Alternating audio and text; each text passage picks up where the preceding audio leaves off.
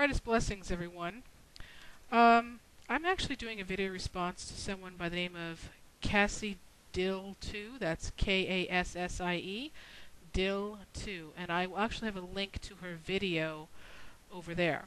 So I'm going to try to post it as a video response, and if that doesn't work, well, it'll be over there, because you have got to see this chick's video. Wow. She did a video entitled "The Gay is the New Crack," because she had made that statement in a previous video that she did.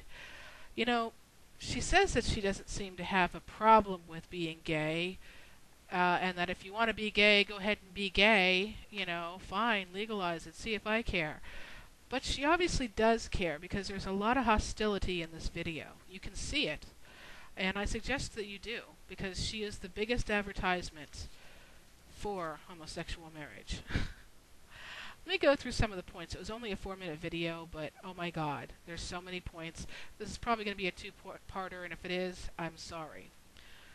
Okay, she actually says in the beginning that she would legalize crack over gay marriage any day.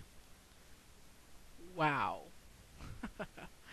Now, there are 3 things in society regarding any action that you can do. You can permit it, you can punish it, and you can incentivize it, or basically give it incentives. Okay, so what's the big fucking deal? Now, she says that she doesn't care if you want to be gay. If you want to be gay, then be gay. Okay, last time I checked, I didn't think it was a choice, but what do I know? I've only been gay all of my life. But, I'm just a stupid dyke, I guess. I don't know. Now, legalizing marriage doesn't actually make it legal. Sodomy has been legal since the 80s. Okay, what does sodomy have to do with gay marriage? Okay, sodomy has absolutely nothing to do with marriage. And I'm sorry, if you really ask me, sodomy really has nothing to do with homosexuality either. I don't mean to be graphic, but last time I checked, sodomy was nothing more than anal sex. Now, I don't know what kind of household you live in. If you live in a super religious household where sex is not sex unless your husband enjoys it but you don't, and it's missionary position only, then I guess that could be a foreign concept to you. But most people, most heterosexuals that are married and dating, that are actually sexually active, do have anal sex involved. Not my cup of tea, personally. There's just one sign, and that's out. It's a one-way street back there, but then again, I'm gay, so I guess that doesn't matter. Now, basically, you wrote, and I will actually have this in the video, but you wrote, separation of church and state is nowhere in the Constitution, but we do have the right to practice religion. You're right, we do. But why are you assuming all religions practiced in this country do not allow homosexual marriage? You, I'm assuming, are a Christian, and the sad part is that you're assuming that I and everybody else in the United States that are citizens of the United States are Christians. I am part of a religion. I'm very religious. I love God. I see my religion as something I use in my everyday morality, and yet in my religion it does not look down upon homosexual marriage. As a matter of fact, the only thing that stops me from legally marrying in my own church is the laws of the United States. And last time I checked, this is governing the government of the United States is governing every citizen of the United States, not just you Christians. Let's see here. Oh, basically she's bitching in the writings about forcing doctors to perform abortions, even if it's against their religion. She calls it something about Obama medicine or something like that, but you'll see it. Forcing doctors whose beliefs oppose birth control give it out anyway, or to be punished for not giving it out, and forcing the wedding industry to perform gay ceremonies when it is against their faith.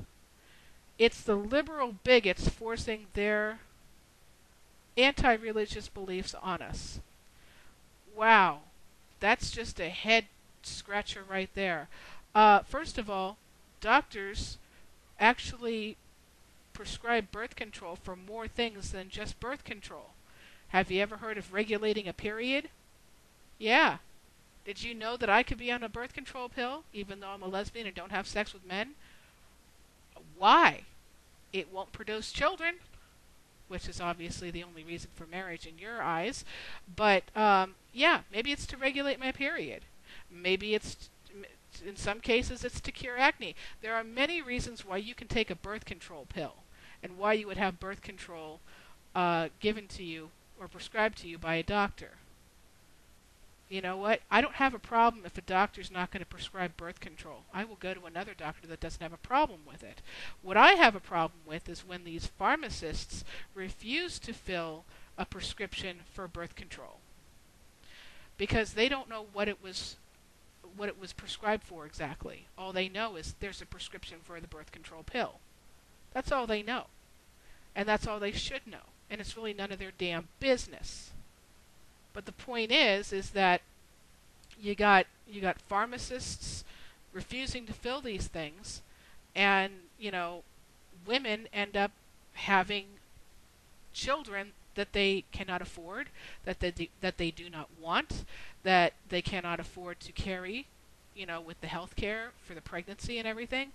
Where are people like you that are against pharmacists, or that would actually back up these pharmacists by not giving them the prescription that they were prescribed by a medical doctor? Are you going to be there to help them financially with their medical care that they don't have the money for? Are you going to be there for their child care if they don't get an abortion or they don't give it up for adoption because they can't? Are you going to be there to help them financially or any other way? Where are people like you going to be? Nowhere. Nowhere to be found. You will be gone. It will be ghost to you. But yet you sit there and back up these people when they say, "Well, I'm not going to fill this prescription for a birth control pill." Okay, and that's assuming that the birth control pill was for contraception. What happens if it wasn't? Do they really need to know? Is it really any of their damn business? Okay, we get into the forcing the wedding industry to perform gay ceremonies when it's against their faith. No one's forcing them to do shit.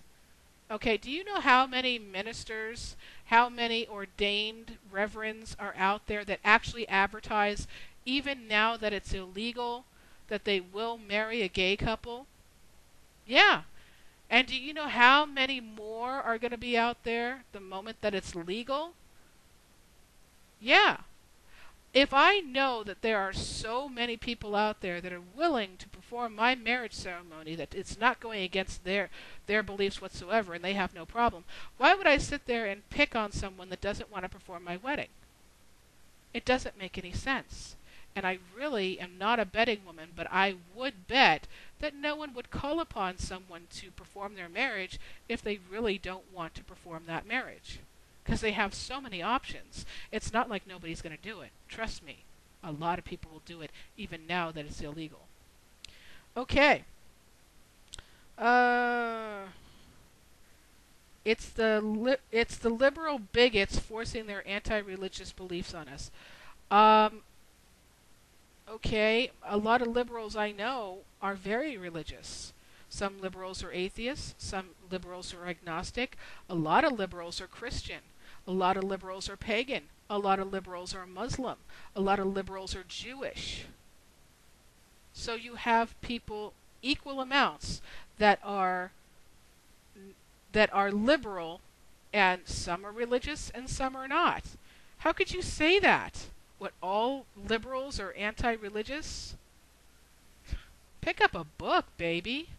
I'm stopping this video now. Please stay tuned for part 2.